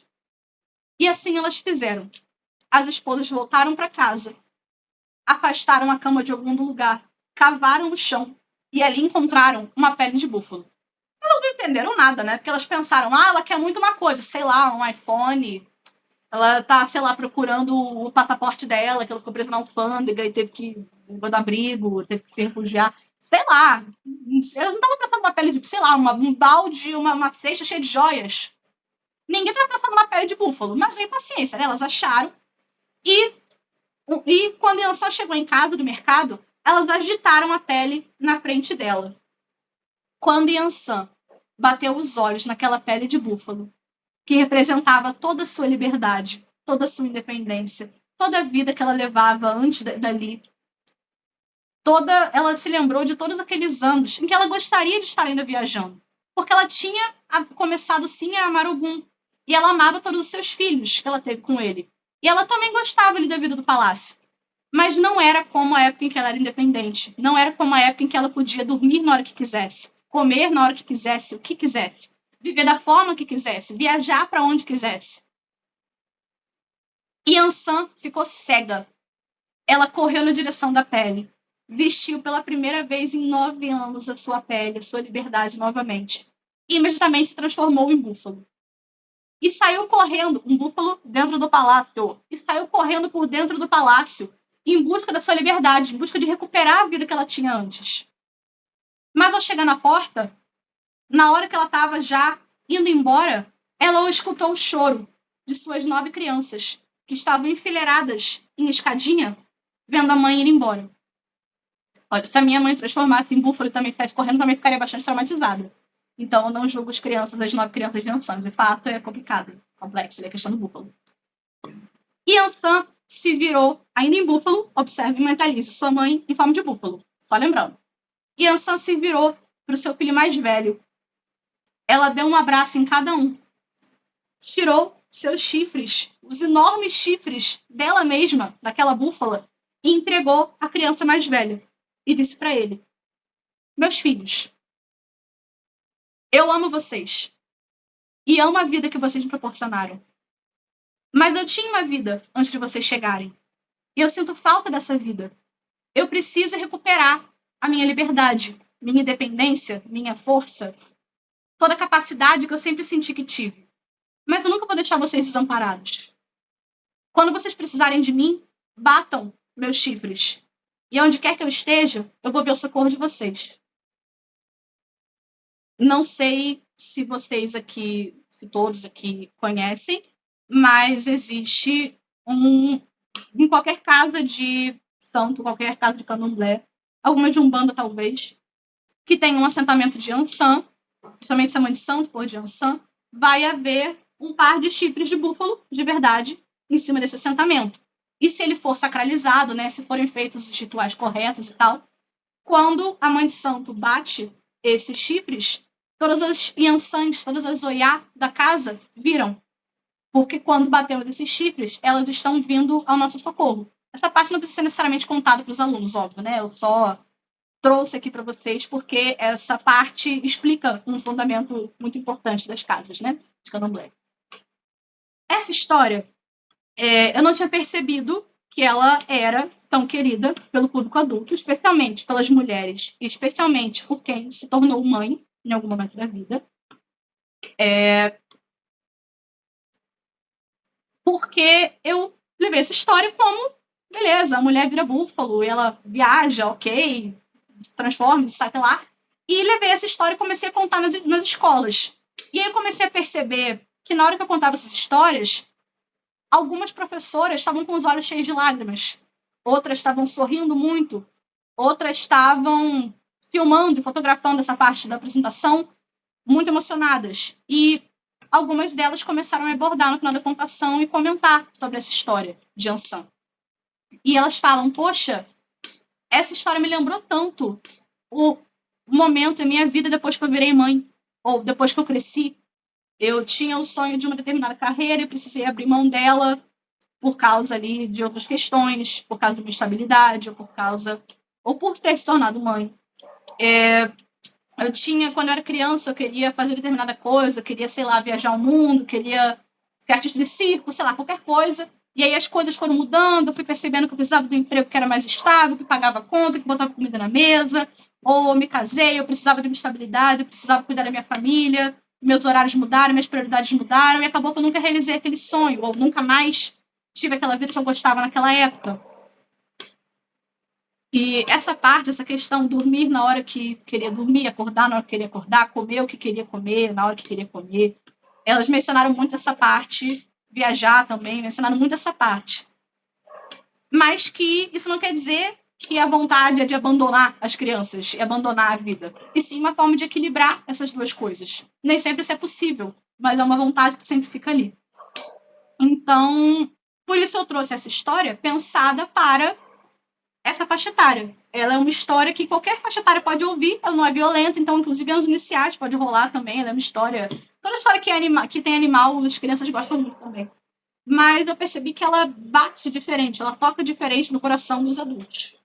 Então, trouxe ela para vocês aqui, especialmente para vocês, né? As outras 3 histórias, a gente estava aqui contando, a gente estava aqui ouvindo, apreciando, a criança de dentro de vocês, o adolescente dentro de vocês ouviu, mas essa história é para quem vocês são hoje, porque ela fala também sobre quem vocês já foram, sobre quem todos nós, né, já fomos. Para ela, morrendo de chorar aqui, essa história mexe bastante. A atividade que eu pensei para ela foi justamente eu pensei, pode ser uma oficina de contação de história com adultos, pode ser com adolescentes. Eu acredito que para antes talvez não role. Essa atividade especificamente, a história rola, mas essa atividade que eu pensei foi produzir uma peça, uma peça artística, um desenho, um poema, um haikai, um pequeno parágrafo, um vídeo, um podcast, qualquer coisa sobre que responda a pergunta. Eu pensei em 2 possibilidades de pergunta de acordo com o que o público foi me devolvendo ao contar essa história. Produzir algo, né, respondendo a pergunta. O que você deixou de ser quando você cresceu? O que você deixou de ser quando você cresceu? Ou quem você continua sendo após a maternidade? Para as mulheres que queiram e para as mulheres que sejam mães, né? Porque eu percebi que tocou especificamente em questão de carreira, né? A gente pergunta muito para a criança, o que você quer ser quando você crescer? Como se o trabalho fosse tudo que definisse ela quando crescesse, né? Então, eu percebi que essas 2 questões vinham muito à tona, dependendo de quem é, né? De como bate para você. O que você deixou de ser quando você cresceu? Quem você continua sendo depois de ser mãe, né? Depois da maternidade. Isso pensando para públicos adultos, né? E o que você deixou de ser quando cresceu também vale para ensino médio. Principalmente 3º ano. Porque 2º, 3º ano, às vezes até o 1º, já é aquele momento em que eles estão muito ansiosos. Todos nós estivemos, né? Muito ansiosos, pensando, meu Deus, eu vou fazer faculdade, eu vou fazer técnico, eu vou casar logo, eu vou trabalhar com não sei o quê, o que eu vou fazer na minha vida, o que vai ser daqui para agora, porque até agora era escola e talvez trabalhar, mas ainda assim, tecnicamente, a prioridade ou deveria ser a escola. O que eu vou fazer agora? E se eu não passar no vestibular? E se eu passar para uma coisa que não é o que eu quero? E se eu não passar nunca para o que eu quero? Eles também têm essa sensação de que se não passar aos 18, não passa nunca mais, né? Se não passar no primeiro Enem que você fizer na sua vida, nunca mais você vai conseguir nada, absolutamente nada, né? Enfim, é uma pressão da família, pressão dos amigos, competição dos amigos. Tem escolas que são muito que tem uma abordagem muito complicada nessa questão de vestibular, o aluno já está cheio de pressão e a escola ainda coloca simulado, ranking do simulado, público no mural para todo mundo ver em que posição você ficou no ranking da escola inteira. Gente, assim, é muito complicado. Eu recebo umas histórias muito tenebrosas, assim, das escolas. E então serve também para o ensino médio. Porque ao chegar ao ensino médio, muitos deles começam a perceber que aquilo que eles acharam que no fundamental, que a faculdade que eles queriam fazer ou a carreira que eles queriam ter, talvez não seja possível. Seja porque é uma pontuação muito difícil de conseguir, seja porque na sua cidade ou no seu estado não tem aquele curso, ou pelo menos não numa faculdade pública, seja porque talvez seja muito complicado passar em uma pública e você vai precisar tentar uma bolsa em uma particular, ou vai realmente arcar com uma particular, ou porque você não vai, por N questões familiares, questões trabalhistas, várias questões, não vai conseguir fazer a faculdade agora, você vai precisar deixar esse sonho para depois, essa estabilidade para depois, ou porque o trabalho que você quer é uma carreira praticamente impossível, ou que a sua família não aprova, ou que a sua família não apoia. Então, também bate para ensino médio. É um momento de muito estresse para eles. Acho que da escola inteira, acho que de tudo o que acontece na escola, a transição do quarto ano do quinto ano para o sexto e o final do ensino médio são os momentos mais estressantes assim do aluno, né, em questão escolar.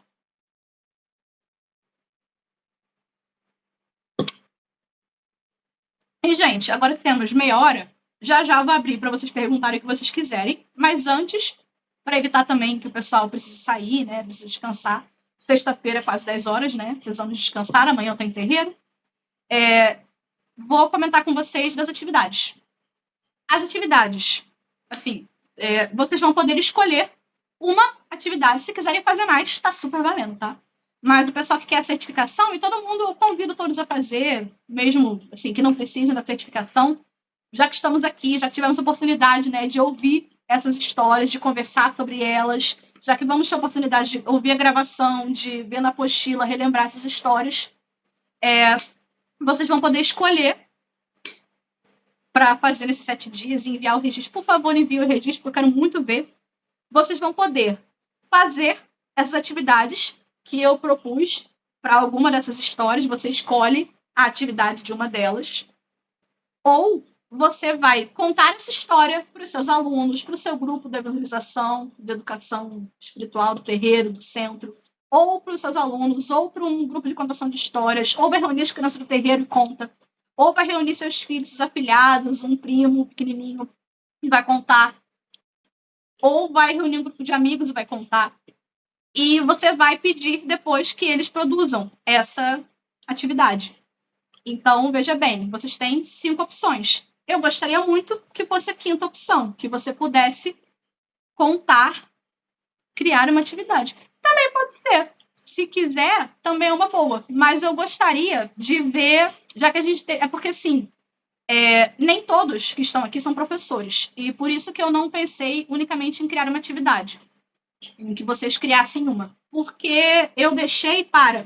Por exemplo, acho que as pessoas não estão vendo hoje, porque muita gente está vendo gravado. Mas tem gente aqui que é educador em algum centro, tem gente que é professor, tem gente que é contador de histórias, tem gente que tem crianças na família, tem gente que não convive necessariamente com crianças, mas quer contar essas histórias no terreiro. Tem gente que só queria conhecer mais das histórias e tudo. Então, nem todo mundo está aqui pelas atividades em geral. Então, é por essas pessoas, fazer com meus familiares. Ai, que bom. Então, pensando nessas pessoas que não vão ter um público disponível, né? Porque o ideal seria vocês contarem uma dessas 4 histórias, escolherem ela, estudarem essa história, se prepararem. Essa gravação vai estar disponível para vocês, a apostila vai estar disponível. Se prepararem, contarem essa história e recolherem, né? Passarem a atividade e recolherem o resultado dessa atividade. Mas como nem todo mundo vai ter um público disponível, tem gente que a família não vai apoiar, tem gente que não está num terreiro no momento, tem gente que o terreiro está de recesso, tem gente que a escola está de recesso, tem gente que não está com uma agenda grande de contação de história agora. Então, pensando nessas pessoas, eu também coloquei, já que estamos aqui, nós ouvimos essas histórias, vamos digerir essas histórias como as crianças que fomos, como as pessoas que somos hoje, as crianças grandes que somos hoje. Temos também a oportunidade de fazer essas atividades. Temos a oportunidade de debater com um amigo ou de escrever um pequeno texto sobre a impulsividade, sobre a agressividade, sobre o arrependimento e as consequências irreversíveis dessa impulsividade, sobre o nosso maior sonho e a nossa flecha que está apontando para esse sonho, quando a gente caça esse nosso objetivo, sobre quem nós somos hoje, quem nós fomos um dia, o que a gente deixou de ser depois que cresceu, que a gente teve que abrir mão, né, quando cresceu, e sobre situações, problema que a gente precisa resolver sem o uso da violência absurda, sem o uso da agressividade, né, como eu falo para os alunos quando eu conto essa história da Oxum, né, que é dessa atividade, a Oxum, essa história dela mostra que nem a guerra se resolve só na base da porrada. Então, assim, nem que você seja, sei lá, faixa preta de todas as artes marciais do mundo, não é na base da porrada que você vai resolver nem guerra. Até guerra é com questão de estratégia. Então, pensando nessas pessoas, se vocês quiserem elaborar uma atividade, eu também vou ficar felicíssima. Eu vou acrescentar eu adorei essa ideia, eu vou acrescentar essa ideia na apostila, então temos 6 possibilidades de atividade. E vocês vão escolher uma delas e vou mandar explicadinho lá no grupo. Também está explicadinho na apostila. A apostila que vocês vão receber é toda arrumadinha, tem ali um resumo da história para vocês lembrarem, com todos os pontos importantes. Tem a atividade de cada uma proposta para quando vocês quiserem contar essa história para um grupo de alunos ou para, enfim. E isso aí. Nem todo mundo vai ter público disponível, né? E eu, nesse momento, né, já tenho escolas entrando em contato, mas as escolas estão em recesso ainda. Os professores já vão voltar a trabalhar, mas as crianças voltam mais tarde. Tem escolas, nos anos iniciais, às vezes voltam depois. Esse ano o carnaval vai ser bem para frente, então provavelmente não vai ser só depois do carnaval. Mas ainda assim, nem todo mundo vai estar com contação de histórias ou com um aluno disponível agora, né? Tem terreiro que está em recesso. Então, é isso. E eu vou mandar tudo explicadinho, vocês vão receber a apostila, as histórias, as atividades e essas propostas de atividade para a certificação estão no final bem explicadinhas, viu? E eu não posso deixar de agradecer a todos vocês que se organizaram para estar aqui sexta-feira, de noite, no final da semana, cansadérrimos, todo mundo aqui, nessa capacitação. Porque cada um aqui veio com um objetivo, mas eu estou agradecendo vocês porque essas capacitações que eu faço em parceria com o professor Fábio, que o professor Fábio é meu professor de Libras, tá? É por isso que o nome é Decifra Libras, porque o curso tem vários tipos de capacitação, ele dá aula de Libras, alguns outros também, e ele faz em parceria essa capacitação, né, com a gente. E aí, melhor programa de sexta. Sextou, né, gente? Então, vocês terem o que devemos mandar para você, gravação, isso aí, vocês podem mandar. Não necessariamente vocês precisam se filmar contando a história para alguém. Isso vai estar explicadinho lá. Mas eu sei que nem todo mundo interage com tranquilidade com uma câmera, nem todo mundo lida bem com câmera, com edição de vídeo, são muitas coisas envolvidas. Então, o que eu preciso são os registros do público de vocês. Então, se vocês contaram a história, por exemplo, para o grupo de evangelização, e eles ouviram a história de Oxóssi, desenharam o sonho deles e desenharam a flecha, então vocês vão me mandar foto dos desenhos, que eu vou ficar apaixonado por ver. Se vocês contaram para um grupo de amigos, mesmo que seja no terreiro, inclusive, a história de Ansan, vocês vão me mandar os textos que eles escreveram ou os desenhos que eles fizeram, as peças artísticas, os poemas, o que seja. Se você quiser também gravar por áudio essa contação acontecendo, ou, enfim, vocês vão registrar de alguma forma. Tá lá, pode ser um áudio, pode ser um podcast, pode ser... Até se vocês podem fazer a atividade.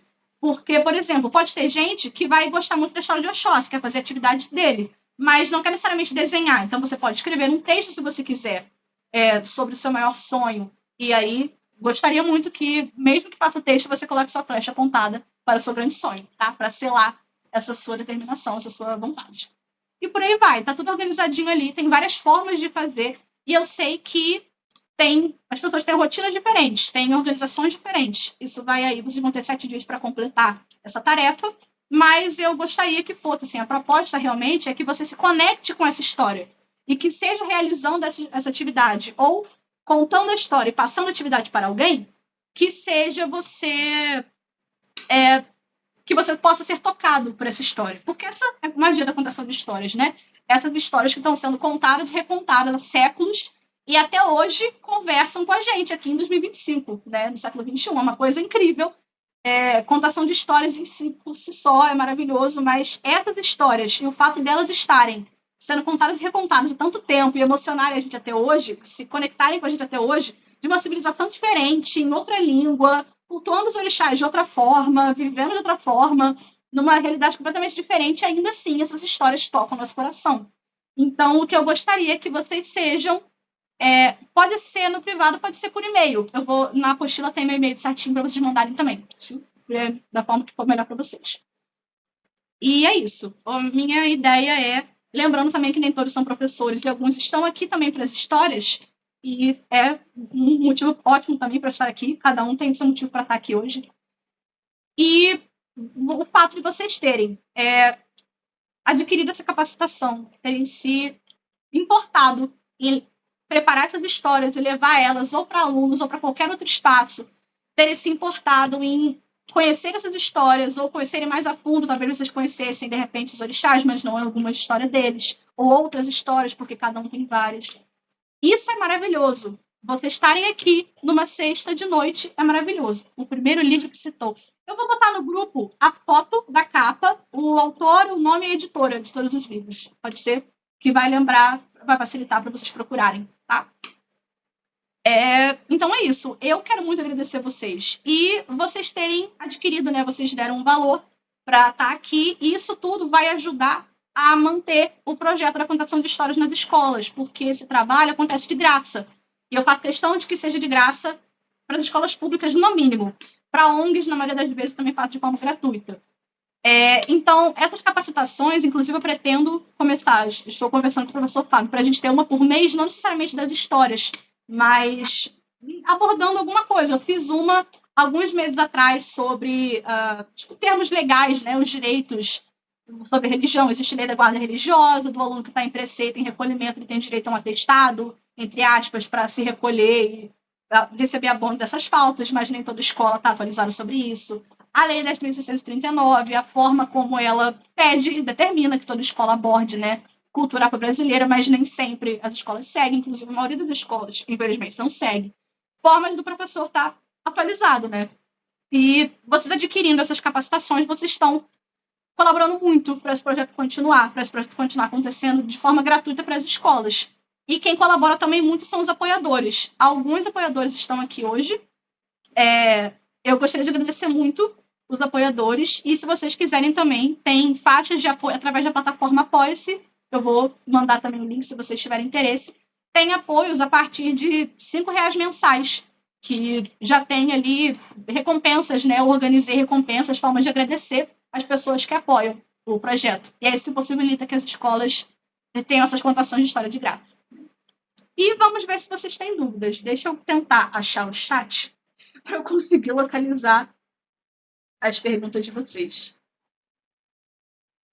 Vamos lá. Quem tiver alguma pergunta, agora eu já consegui localizar. Pelo celular é muito caótico isso, gente, mas já consegui organizar aqui para a gente responder. Ou se quiserem também, se tiverem com coragem, disponibilidade e voz para abrir microfone, a gente conversar, também tá ótimo.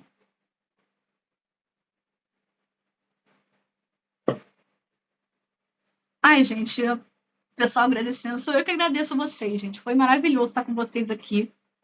Foram 2 horas de contação, aproximadamente, né? A gente que agradece a oportunidade. Pode ser um texto contando como foi a experiência. Talvez, mas eu acho que você vai encontrar, Mel, vai encontrar alguma história que vai tocar e vai te dar vontade de compartilhar. Mas também é uma possibilidade. Vergonha de timidez mesmo, não de contar a história. Olha, eu era uma pessoa muito tímida, Leilani. Na verdade, ainda sou uma pessoa muito tímida, muito reservada. Eu tenho, até hoje, muito nervoso de falar em público. Eu tenho nervoso de live. Eu estava nervosíssima falando com o professor Fábio antes de vocês entrarem. Porque eu fiquei nervosa na outra capacitação. Estou nervosa aqui também nessa. sou professora e tenho nervoso de falar diante dos alunos, mas a gente ter domínio sobre o que a gente fala deixa a gente mais tranquilo. Essas histórias, por exemplo, eu já conheço elas há tanto tempo, contei elas tantas vezes, que elas acabam já... Tipo, eu lembro delas, eu já sei na minha cabeça que tipo de piadinha no meio da história, isso é até técnica de contação de história também. Que tipo de piadinha, que tipo de referência ali vai conversar com cada idade, e aí isso vai facilitando muito. Mas isso a gente desenvolve com o tempo. Quero me filmar contando a história no Instagram, nossa, é maravilhoso. Eu apoio, uma ideia ótima. Cadê? Tô subindo pra ver se tem mais perguntas. Onde você aprende tantas histórias dos orixás e das entidades? A maioria delas eu ouvi no terreiro. Eu perturbo muito as entidades lá de casa e minha mãe de santo desde que eu entrei, porque eu sempre fui extremamente curiosa. Eu vim de um centro espírita kardecista desde que eu era criancinha, então desde tipo, a evangelização muito petitinha. Meus professores do grupo jovem, quem estava aqui no comecinho está sabendo, meus professores do grupo jovem, de quando eu era adolescente no centro espírita, estão aqui me escutando hoje. Eles são professores até hoje do grupo jovem e estão aqui me escutando falar. Já fui até lá também, já contei histórias para as crianças lá, dos orixás. E eu sempre eu tinha essa vontade de aprender muito, porque o kardecismo é uma religião que envolve muita leitura, um repertório muito grande de livro, leitura, pesquisa, estudo. E eu sempre gostei de estudar, de fato. Tanto é que eu estou aqui até hoje, estou fazendo mestrado, estou me inscrevendo em uma pós, tenho plano de seguir para o doutorado. E sempre gostei muito de ler também. Então eu sempre fui pedir muito as histórias. E à medida que eles iam contando as histórias, eu fui procurando mais, eu fui encontrando leituras sobre, mas eu não recomendo que as leituras sejam a única fonte. Pode ser que para algumas pessoas, ainda mais para referência acadêmica, para contação de história, a referência pode ser o livro. Mas para quem for da religião, é fundamental isso vir do terreiro, porque isso já vai vir com um significado diferente para vocês, né? Sou relativamente nova na religião, 2 anos de batizado e 3 meses de corrente. Gostaria de uma sugestão de como propor um grupo de contação de histórias para as crianças e pessoas do terreiro da assistência. Por ser nova, tenho receio do julgamento, parece prepotência, não ter domínio e tal. Olha, pode ser que mesmo você sendo nova, entre aspas, estando ali há pouco tempo, e pode ser que mesmo assim, pode ter gente ali que está ali há anos, mas não tem essa iniciativa que você está tendo de contar as histórias. E aí pode ser que as pessoas também não se sintam preparadas. Pode ser que as pessoas conheçam muito as histórias, mas não têm a didática ou o feeling ali para essa contação de histórias. São coisas diferentes. Saber é diferente de saber como ensinar. E isso é uma realidade, inclusive, nos terreiros. Por exemplo, muitas pessoas vão ali, têm um conhecimento enorme sobre várias coisas da religião, mas nem todo mundo sabe passar para frente. Isso vale, inclusive, para as histórias. Eu chegaria diretamente pro dirigente da casa e comentaria. Não necessariamente, oi, eu gostaria de contar as histórias. Tanto que eu não conto histórias eternamente no meu terreiro, porque existem outros trabalhos que precisam acontecer e tal. Às vezes eu sugiro para minha mãe de santo, por exemplo, nesse final de semana, a gente vai ter a gira de Oxóssi, e eu pedi a ela, mãe, eu posso contar no começo, na abertura da gira, a história de Oxóssi? E aí ela falou, ótimo, mas eu não vou ficar pedindo isso o tempo inteiro, que tem outras coisas para acontecer. Mas não tenha medo de prepotência, porque assim, no dia que proatividade for vista como prepotência, assim, você não está cercada das pessoas que deveriam estar em volta de você. Isso vale para o ambiente de trabalho, para a família, para terreiro, para tudo. Proatividade é uma coisa boa. Não deve ser visto como arrogância nem como prepotência. Adoro seu conteúdo, continue publicando, muito obrigada. Ai, gente. A rede que eu trabalho tem um programa chamado Dandara e Piata, conteúdos afro-indígenas para as crianças. As histórias vão ajudar muito, trabalho maravilhoso. Gente, que maneiro, como é que a gente acha isso, Raquel? Pelo amor de Deus, bota lá no grupo pra gente achar esse programa. Gente, que incrível. Mais informação, Instagram, alguma coisa. Se tiver a produção de vídeo, da apostila, pra gente divulgar isso aí. Ó, Leilane deu uma ideia pra Aline, uma ideia propor isso na gira de desenvolvimento e recomendar ao Babalo de Chá uma gira de desenvolvimento aberta para assistência. Maneiro, excelente. Tá ótimo, gente. A gente não tem que ter medo de ser proativo, não. Já tem muita coisa puxando a gente para trás nessa vida. Se a gente se segurar também, a gente não vai para canto nenhum.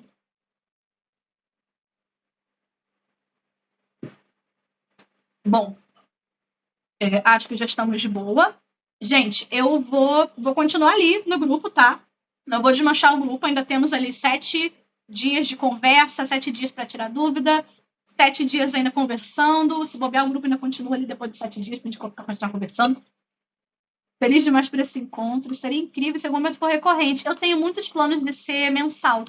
Não necessariamente só com histórias. Podem ser, tipo, um mês com histórias, no outro mês com algumas técnicas de contação de história, porque isso ajuda, inclusive, professores. Porque assim, eu sou professora, mas várias coisas que eu faço em aula vêm da época em que eu fiz um curso de teatro na adolescência. Justamente porque eu era uma adolescente, uma criança extremamente tímida, extremamente fechada, e minha mãe me colocou, meus pais me colocaram no teatro para perder a timidez, meio que ia na marra. E ajudou muito, me deu muitas técnicas que eu uso até hoje, e depois vários cursos de contação de histórias, né, também ampliaram. Isso, gente, troquem figurinhas no grupo, gente. Conversem, vamos ficar amiguinhos, vamos trocar ideias, vamos conversar. E eu tenho planos de que essas capacitações sejam recorrentes, variando os temas, né? Para a gente poder também não ficar repetindo. Mas acho que a minha ideia é maneira. Saber esses projetos. Isso aí, gente. Vamos, olha, tudo aí de material, tá tudo valendo. Vamos manter esse grupo, sim. Acho que é uma boa, né? E vou atualizando vocês também para as próximas capacitações, se vocês quiserem. Vários de vocês. Isso aqui é importante. Eu vou colocar no grupo o link da lista de espera dos meus cursos, que são de tudo. Tem desde curso de crochê até curso com histórias dos orixás, cursos com. Enfim, semeadores do bem, do Instagram da Ação Social. Ótimo. Pode colocar lá no grupo, pelo amor de Deus, para a gente achar. E. Eu me perdi o que eu estava falando. Ajuda muito como artista na minha formação como professora de teatro. Ai, gente, que coisa incrível. Participo de um coletivo de teatro hip hop. Quando possível, fazemos ações com as crianças. As histórias vão ajudar muito. Ai, Caroline, que coisa linda. Ai, que incrível. Gente, a gente tem que... Tem muita gente já tentando impedir que esse tipo de tema circule, né? Então, vamos manter. Vamos ficar amiguinhos, vamos conversar, vamos trocar todo o material que tem. E, isso que eu estava falando, da lista de espera. Eu tenho uma lista de espera, que é um formulário do Google, onde as pessoas colocam, né, o contato e o curso que elas têm interesse. E aí, porque eu estou preparando cursos mesmo, assim, organizadinhos, já tudo gravado para colocar na Hotmart e vocês poderem ter e consultar. E aí eu estou organizando isso, enquanto eu organizo, eu coloquei a lista de espera e foi assim que vários de vocês ficaram sabendo das capacitações que eu estou fazendo por enquanto, até para treinar, para ir montando esse curso, né, de pouquinhos, porque eu dou aula em sala, estou me acostumando aos pouquinhos em dar aula online e em curso é um outro formato, né? Não é necessariamente ao vivo. Quero colocar alguma coisa ao vivo nesses cursos, simultâneo, né? Mas, por exemplo, um curso com várias histórias contadas gravadinhas bonitinho, né? Uma capacitação que eu faça de uma forma mais breve. O curso tem mais tempo disponível, então vai ampliar, cada um dá para ver cada um do horário que quiser. E aí facilita. E aí, nessa lista de espera, as pessoas se inscrevem, eu boto de vez em quando no story do Instagram, e vários de vocês chegaram aqui porque estavam nessa lista de espera. E tinham marcado interesse para algum curso que tinha a ver com contação de histórias. E aí eu achei vocês, mandei para vocês numa lista de reprodução e vocês acharam. Então, se alguém aqui que não queira, que queira estar nessa lista, né? E que não tá, eu vou colocar o link também lá para vocês ficarem de olho. E aí vocês podem ser avisados quando sair, né, um curso ou capacitação dentro do tema que vocês queiram. Bom, acho que estamos conversados, por enquanto, por hoje. Muito obrigada novamente por todo mundo que esteve aqui. E boa noite, boa sexta-feira, bom fim de semana para todo mundo. Vou pausar aqui a gravação e vou mandar para vocês vou fazer o upload no YouTube, talvez isso demore a noite inteira, porque são 2 horas de gravação, mas vou fazer o upload para o YouTube e provavelmente amanhã de manhã eu já vou conseguir mandar para vocês no grupo a apostila, tudo direitinho, todas as informações, o link para atividade, tá? E vocês vão ter isso aí para sempre. É para vocês consultarem para sempre, é para vocês. Boa noite, gente. Muito obrigada pela participação de todo mundo. Boa sexta-feira, bom descanso. Vamos encerrar a contação. Cadê?